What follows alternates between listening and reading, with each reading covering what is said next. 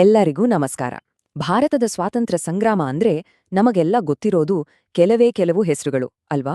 ಆದ್ರೆ ಇತಿಹಾಸದ ಪುಟಗಳಲ್ಲಿ ಮರೆತು ಹೋದ ಅದೆಷ್ಟೋ ವೀರರಿದ್ದಾರೆ.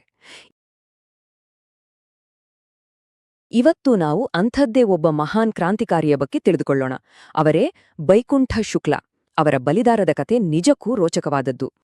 ಭಗತ್ ಸಿಂಗ್, ಸುಖ್ದೇವ್, ರಾಜ್ಗುರು ಈ ಹೆಸರುಗಳು ಕೇಳಿದ್ರೆ ಸಾಕು, ನಮ್ಮ ಮೈ ರೋಮಾಂಚನ ಆಗತ್ತೆ. ಆದ್ರೆ ಒಂದು ಪ್ರಶ್ನೆ, ಅವರ ಗಲ್ಲು ಶಿಕ್ಷೆಗೆ ಕಾರಣನಾದವನಿಗೆ ಮುಂದೆ ಏನಾಯ್ತು?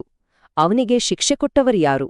ಈ ಪ್ರಶ್ನೆಗೆ ಉತ್ತರ ಹುಡುಕೋದೇ ಇವತ್ತಿನ ನಮ್ಮ ಈ ಕಥೆಯ ಉದ್ದೇಶ. ಯಾವುದೇ ಒಂದು ದೊಡ್ಡ ಕಥೆ ತಗೊಂಡ್ರೂ ಅಲ್ಲಿ ಹೀರೋ ಜೊತೆ ಒಬ್ಬ ವಿಲನ್ ಇದ್ದೇ ಇರ್ತಾನೆ ಅಲ್ವಾ? ಇಲ್ಲೂ ಹಾಗೇನೆ. ಈ ಇಡೀ ಕಥೆ ಶುರುವಾಗೋದೇ ಒಬ್ಬ ದೇಶದ್ರೋಹಿಯಿಂದ, ಒಬ್ಬ ವಿಶ್ವಾಸಘಾತಕನಿಂದ. ಹಾಗಿದ್ರೆ ಬನ್ನಿ, ಮೊದಲು ಆ ದೊಡ್ಡ ದ್ರೋಹದ ಕಥೆ ಏನು ಅಂತ ನೋಡೋಣ. ಇದು ಮಾಮೂಲಿ ದ್ರೋಹ ಅಲ್ಲ, ಇದು ಇಡೀ ಒಂದು ಕ್ರಾಂತಿಕಾರಿ ಚಳುವಳಿಗೆ ಬಗೆದಂಥ ದೊಡ್ಡ ದ್ರೋಹವಾಗಿತ್ತು. ಈ ಕಥೆ ಅರ್ಥ ಆಗ್ಬೇಕು ಅಂದ್ರೆ ನಾವೊಂದು ಪದವನ್ನ ಮೊದಲು ತಿಳ್ಕೋಬೇಕು. ಅದೇ ಅಪ್ರೂವರ್. ಅಪ್ರೂವರ್ ಅಂದ್ರೇನು? ಸಿಂಪಲ್ ಆಗಿ ಹೇಳೋದಾದ್ರೆ, ಒಂದು ಗ್ಯಾಂಗ್ನಲ್ಲಿರೋ ಒಬ್ಬ ಪೊಲೀಸರಿಗೆ ಸಿಕ್ಕಿಬಿದ್ದಾಗ ಶಿಕ್ಷೆಯಿಂದ ತಪ್ಸ್ಕೊಳ್ಳೋಕೆ ತನ್ನ ಜೊತೆಗಾರನನ್ನೇ ಧರಿಕೊಡೋದು. ಅಂದ್ರೆ ಸರ್ಕಾರದ ಪರ ಸಾಕ್ಷಿ ಹೇಳೋದು. ನಮ್ಮ ಕಥೆಯಲ್ಲಿ ಈ ಕೆಲ್ಸ ಮಾಡಿದ್ದು ಫಣೀಂದ್ರನಾಥ್ ಘೋಷ್ ಅನ್ನೋ ವ್ಯಕ್ತಿ. ಸೊ ಈ ಫಣೀಂದ್ರನಾಥ್ ಘೋಷ್ ಅಪ್ರೂವರ್ ಆದ್ಮೇಲೆ ಏನಾಯ್ತು ಗೊತ್ತಾ? ಅವನು ಕೊಟ್ಟ ಸಾಕ್ಷ್ಯದ ಆಧಾರದ ಮೇಲೆಯೇ ಮಾರ್ಚ್ 23, 1931 ಭಾರತದ ಇತಿಹಾಸದಲ್ಲಿ ಒಂದು ಕರಾಳ ದಿನ. ಅಂದು ಭಗತ್ ಸಿಂಗ್, ಸುಖ್ದೇವ್ ಮತ್ತು ರಾಜ್ಗುರು ಅವರನ್ನ ಗಲ್ಲಿಗೇರಿಸಲಾಡುತ್ತೆ.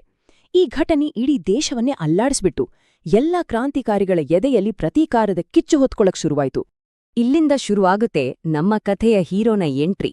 ಆ ದ್ರೋಹಕ್ಕೆ ಸರಿಯಾದ ಉತ್ತರ ಕೊಡೋಕೆ, ನ್ಯಾಯವನ್ನ ನೆಲನಿಲ್ಸೋಕೆ ಬಂದ ಆ ವೀರನ ಕಥೆನೇ ಇದು. ನೋಡಿ, ಇದು ಎಷ್ಟು ಕ್ಲಿಯರ್ ಆಗಿದೆ.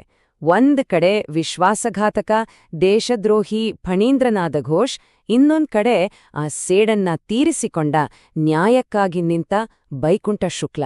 ಇದು ದ್ರೋಹಕ್ಕೂ ನ್ಯಾಯಕ್ಕೂ ನಡೆದ ನೇರ ಹಣಾಣಿ. ಹಾಗಿದ್ರೆ ಯಾರು ಈ ಬೈಕುಂಠ ಶುಕ್ಲ? ಇವರ ಹಿನ್ನೆಲೆ ಏನು? ಇವರು 1907ರಲ್ಲಿ ಬಿಹಾರದ ಜಲಾಲ್ಪುರ ಅನ್ನೋ ಹಳ್ಳಿಯಲ್ಲಿ ಹುಟ್ಟಿದವರು. ಇವರ ಚಿಕ್ಕಪ್ಪ ಯೋಗೇಂದ್ರ ಶುಕ್ಲ ಅವರೇ ಒಬ್ಬ ದೊಡ್ಡ ಕ್ರಾಂತಿಕಾರಿ. ಸೊ ಕ್ರಾಂತಿಯ ಕಿಚ್ಚು ಇವರಿಗೆ ರಕ್ತದಲ್ಲೇ ಬಂದಿತ್ತು.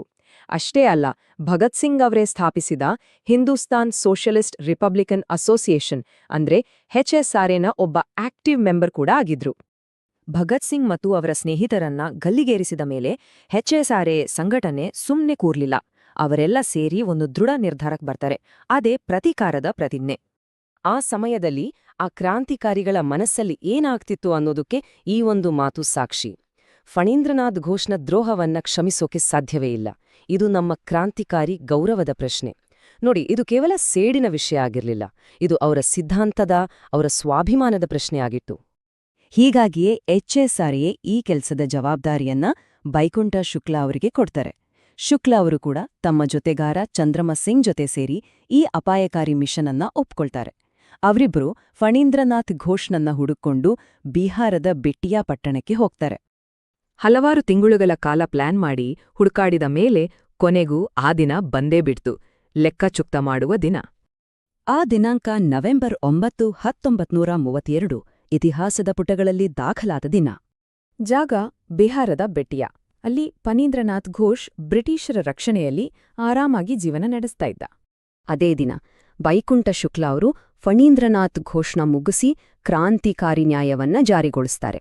ಭಗತ್ ಸಿಂಗ್ ಮತ್ತು ಅವರ ಸ್ನೇಹಿತರ ಸಾವಿಗೆ ಕಾರಣನಾದ ಆ ದ್ರೋಹಿಗೆ ಕೊನೆಗೂ ತಕ್ಕ ಶಿಕ್ಷೆ ಸಿಕ್ಕೇ ಬಿಡ್ತು. ಆದ್ರೆ ಕಥೆ ಇಲ್ಲಿಗೆ ಮುಗಿಯಲ್ಲ.